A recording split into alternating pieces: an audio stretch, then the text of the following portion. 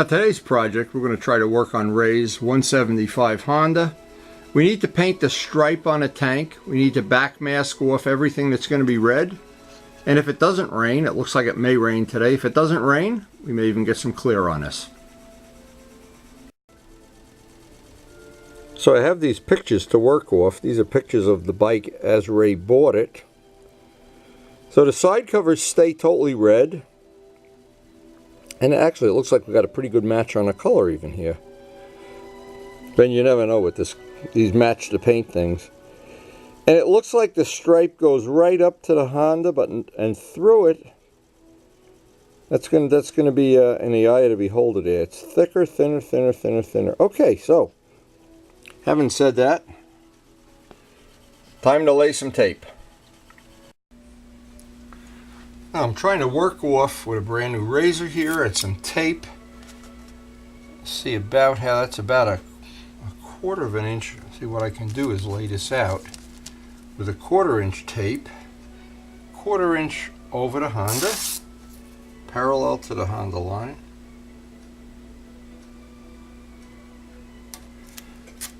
That tape is not going to be there. Let's see, that's a 1/4 of an inch. Now we need to lay the real tape on there. See, normally the best way, if we had all the choices, would have been to do the white first, but we're going to have to do it this way. We're kind of married to it now, married to the mob.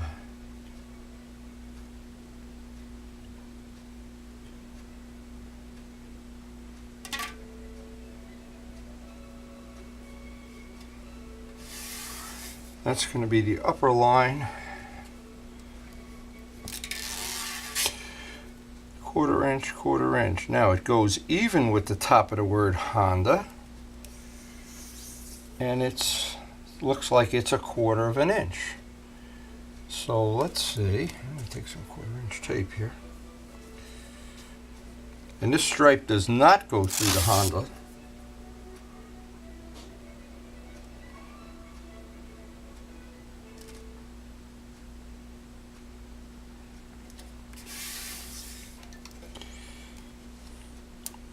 Then there's a blank. So this piece of tape is just going to be here for being a spacer to lay out the last piece of tape.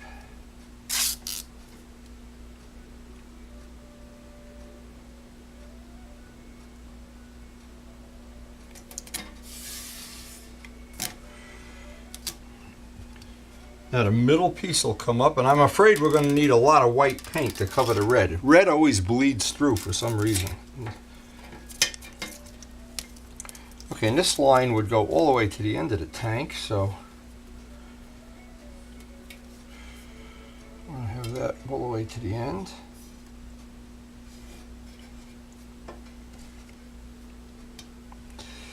And this stripe comes a little bit of an angle,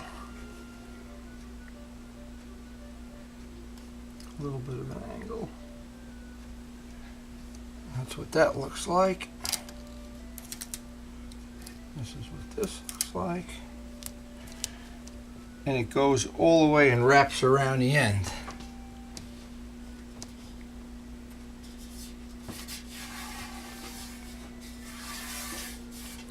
And it goes about a 1/4 of an inch up to the word Honda. And how about in the front? Oh, straight in the front too. That's why it's good that Ray provided those pictures, because I like to keep this. I know those shows in Florida. And by the way, Ray has won every one of the shows he's entered. Everyone. He's never even got second place. It's unbelievable. I have the trophies over there to prove it. Now the trick is to make sure we've got the look, the overall look that we want. And once I'm happy with that, it'll be pretty easy to just flip everything over, do the other side. They're both similar, and I'm glad I've got a picture of both sides anyway. Now with both sides done, it's time to vac mask. And as I always do on as many videos as I remember, to thank Walt Prey for sharing his custom car painter from California, sharing his technology of using the tin foil, which we've tried to pass on to both modelers and motorcyclists, and Chip Poose, of course.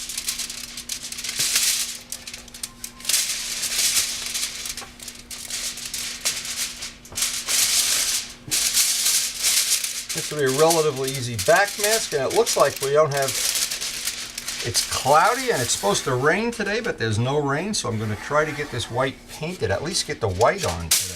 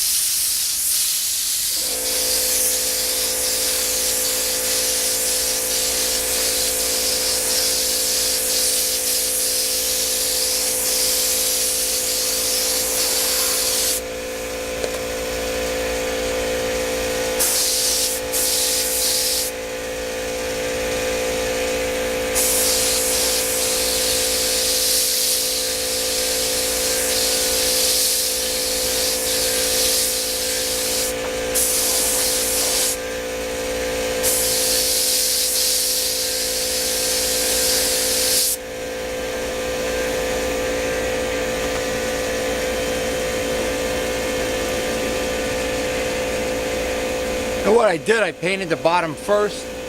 This, give it 20 minutes to dry, second, third coat, at least 3 coats of white, and I'll put that aside to dry.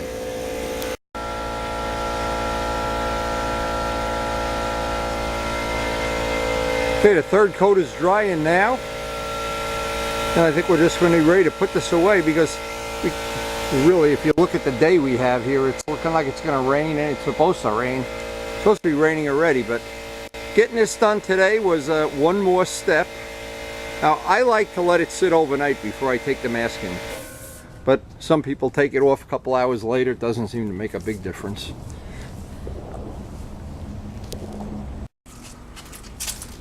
At the end of every work session, I like to come out and just make sure everything's drying the way I want it to. Oh, that's drying up beautifully. And just, this is really the first of the winter projects that we have. We're done with Vlad's lower section. We got one of our radar detector mounts finalized. I had this little bracket, extra bracket made up.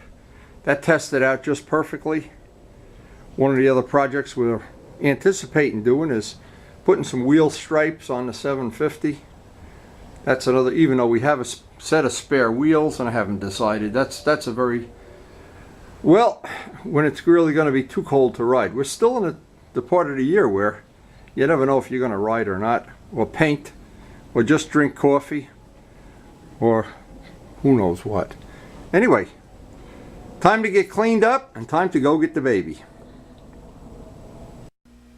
The next time we get a work session, we'll hopefully be able to get the clear on everything, or at least the base clear, and we'll see how that plays out. Anyway, hope you enjoyed the video, and thanks for watching. So tell me what you're doing in Grandpa's workshop today. What are we making? Lego sets? Look at these pajamas with lobsters. Let me see your face. Where's your face, Lego baby? Which one you want to make today? Another TIE fighter? How many of these things are we going to make? Holy moly. We got 1, 2, 3, 4, 5, 6 vehicles. What? 6 vehicles? We don't climb on a table, do we? And then for our next one after... Let's see that one. Wow. You're going to keep Grandpa busy all day today. This is 109 pieces. Oh.